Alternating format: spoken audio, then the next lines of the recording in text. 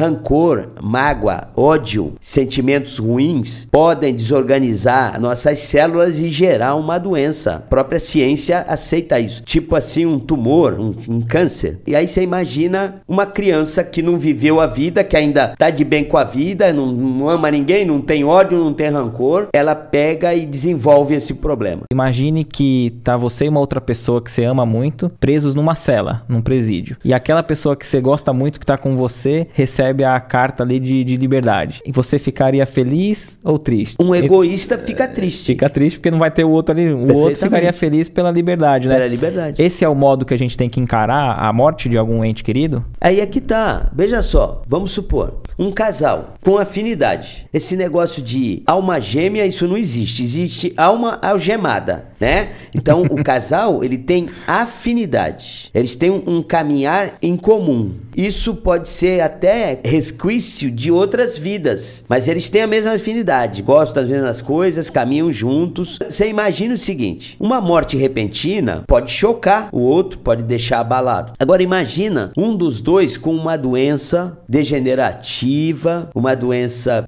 incurável, e aí a pessoa desencarna. O outro que ficou viúvo, ou a que ficou viúva, claro que vai ficar triste, mas não tem que pensar isso como ruim. Foi uma bênção que a pessoa recebeu. Tem pessoas que estão levando um tipo de vida que a gente não deseja para ninguém, mas ela tem que passar por aquilo. Faz parte da depuração do espírito, ela tem que passar por aquilo. Isso é necessário, porque senão era só apertar um botão e desliga. Acabou. É necessário passar por aquilo. A vida, ela é de resgate. Então são coisas que querer explicar a morte é muito fácil para quem não está vivendo uma situação. Mas às vezes o esclarecimento vem de tal maneira, eu posso até fazer um comentário aqui com você. Vamos lá, vou contar assim uma situação. Imagine uma família, um casal, e esse casal tem um filho e uma filha, e de repente um dos filhos, ou o filho é muito apegado com a mãe, ou a filha é muito apegada com o pai, ou a filha é a preferida do pai, ou o filho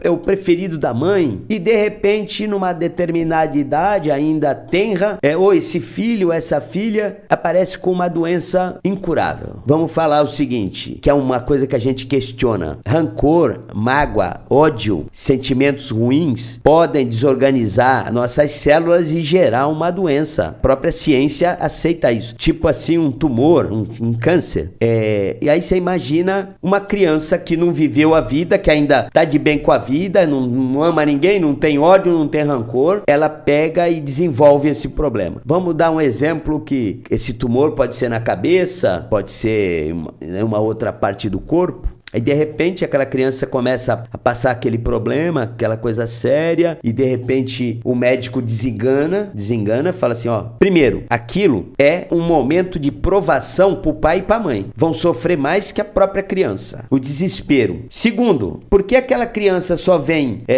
para ficar aqueles anos e desencarna? Isso pode ser a explicação de um triângulo amoroso em outra vida, que uma das pessoas se suicidou por amor, ou por orgulho, ou por vaidade. Ah, eu fui trocado, eu não aceito. Bomba, dou um tiro na cabeça. Não me ama mais, foi embora. Bomba. Aí eu causo um problema no meu físico, desencarno, que fica registrado no meu perispírito. E quando eu vou reencarnar novamente, no planejamento reencarnatório vai se reunir aquelas mesmas pessoas do triângulo amoroso, sem lembrar de nada do passado. E eu, que abreviei a minha vida, vou completar o tempo que eu tinha que completar, com uma doença imantada naquele mal que eu me causei, que pode ser o tumor que desenvolveu, ou eu já poderia ter nascido com um problema mental já e até o meu desencarne. E essa é uma das possibilidades, né? Não necessariamente não estou dizendo que tem que ser. Alguém que está passando, que passou isso, não exatamente foi isso, né? Não estou dizendo que, mas há uma possibilidade. O que você achou desse corte? Coloca aqui nos comentários a sua opinião sobre esse tema. Para ver o episódio completo, é só pesquisar Recomeçar Podcast Espírita. E caso tenha ficado alguma dúvida sobre a doutrina espírita, é perfeitamente normal. Procure ler as obras de Allan Kardec.